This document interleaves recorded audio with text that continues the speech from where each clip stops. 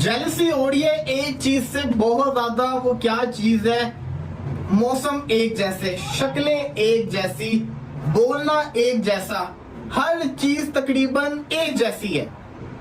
उसके बावजूद इवन के हमसाए भी हैं, पहले एक ही थे। इंडिया की क्रिकेट इतनी ऊपर निकल गई और पाकिस्तान की क्रिकेट नीचे से नीचे जाती जा रही है।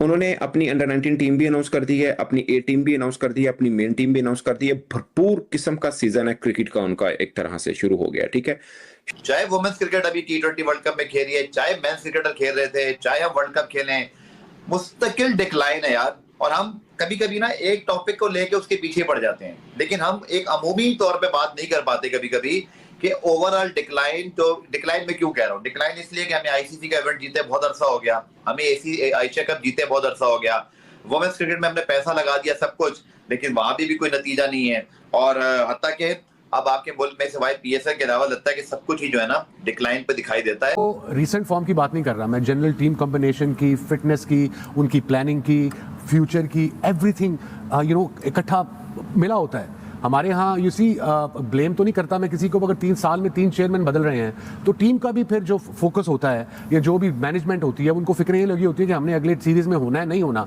मैं कोचेस की और स्टाफ की बात कर रहा हूँ। हम मेंस टीम से तवक्कुआत रख सकते हैं, लेकिन वुमेन्स टीम से मेरे ख्याल में तवक्कुआत ज़्यादा लगाना ज़्यादा अच्छी बात नहीं है। और इस मजमूई तौर पर कुछ हौसला अफजा परफॉर्मेंस हम कह सकते हैं, लेकिन बैटिंग हमारी पूरी नहीं हो पाई। और उसकी मेन वजह ये थी कि हम सिर्फ जिस तरह मेंस टीम में देखते हैं कि हमारा पावर प्ले का मसला होता है, डेथ ओवर्स का मसला है, रन बिटवीन विकेट है, उसका इशूज होता है। और हम हमेशा 1 या 2 प्लेस पर ही तकिया करते हैं, ये परफॉर्म करेंगे तो हम अच्छा रिजल्ट। सारा मुद्दा ये है, चाहे वुमेन्स हो चाहे मेंस हो। देखिए विमेन्स की क्रिकेट की अगर हम बात करते हैं ना, हमें तो एक क्लियर चीज नजर आती है, स्किल्स ही नहीं है, टैलेंट ही नहीं है, फिटनेस ही नहीं है। उसके बाद मेरिट का सिस्टम कोई नहीं है, ये बर्बादी फिर जाती है। डोमेस्टिक का, मेंस का डोमेस्टिक का बुरा हाल है तो वुमेन्स आप हिसाब लगा लें ना। क्लब क्रिकेट है वुमेन्स की, ना वुमेन्स की कोई डोमेस्टिक क्रिकेट में इतना पैसा ना ऐसा, ये चीजें सब बर्बादी है। मेंस का इतना कुछ होने के बावजूद भी हम कहते हैं यार स्ट्रगल कर रहे हैं, हालांकि वो फिर भी हर सीजन डोमेस्टिक क्रिकेट होती है, लीग्स भी खेलते हैं, दुनिया की लीगें इधर उधर जाते हैं, सब कुछ होता है, लेकिन उसके बावजूद भी हमारे पास टैलेंट नहीं आता। उसके बावजूद भी हम टैलेंट लाने की कोशिश नहीं करते, ना देखते हैं जो है वो ना कुछ करते हैं। ठीक है, तो बात सीधी ये है कि यार इन सब चीजों को देखते हुए हमें कहीं ना कहीं नजर आता है कि सिस्टम ठहरता नहीं है, मेरिट नहीं है।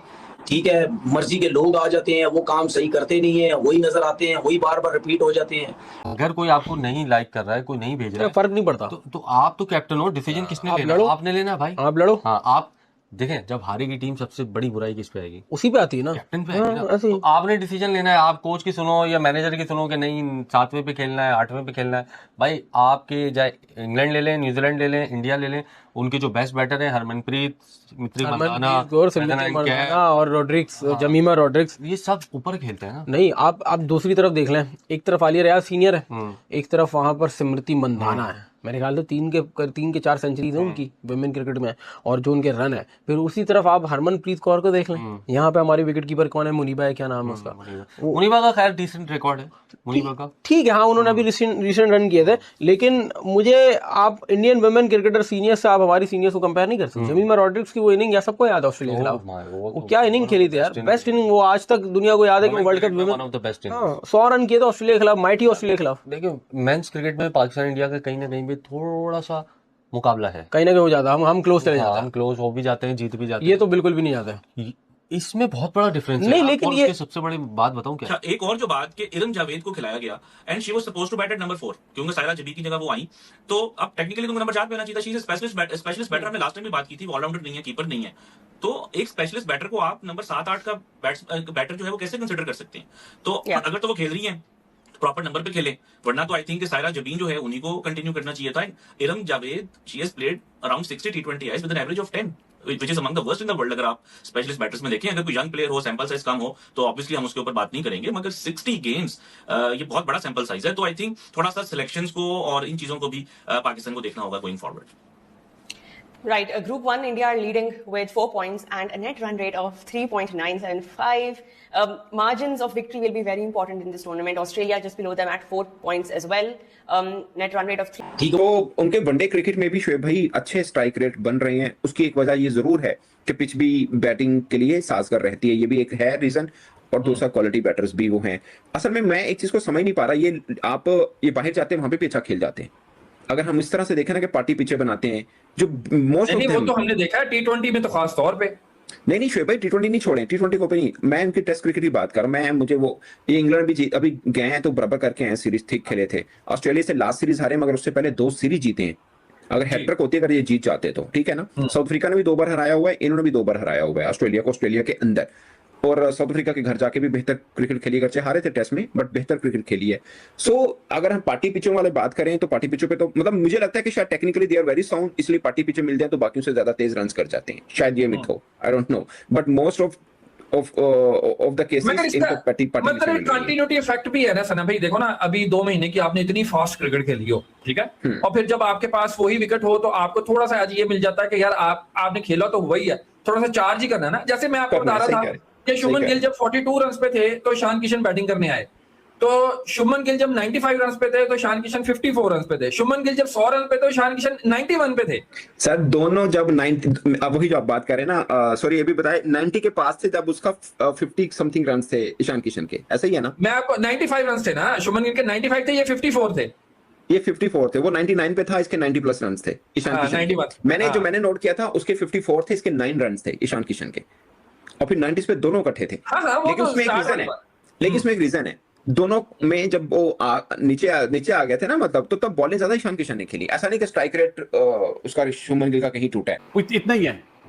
क्योंकि मैंने एक दफा इंडिया जब मैं गया था तो मिताली राज से बातचीत हो रही थी, सना भी थी, तो मिताली ने मुझे बताया कि सर हमारे जो वुमेन्स का स्ट्रक्चर है ना वो ग्रास रूट से, अंडर 15, अंडर 17, अंडर 19 हम इस तरह आते हैं, और हमारे ये सिस्टम नहीं है। तो हमें इंडिया, क्योंकि इंडिया और पाकिस्तान का किसी भी चीज़ का मैच होता है तो आवाम बड़ा सोचती है, देखती है कि यार हम क्यों हार गए, हमेशा ही हार जाते हैं।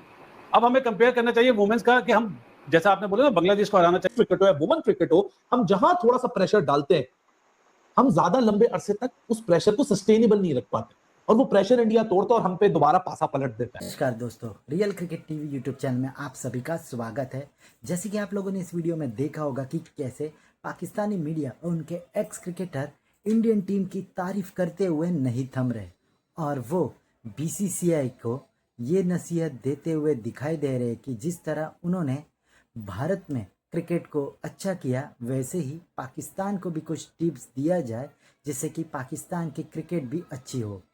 भारत पिछले 5 सालों में ऐसा क्रिकेट खेल रहा है जिससे कि पूरी दुनिया देखकर चौंक गई।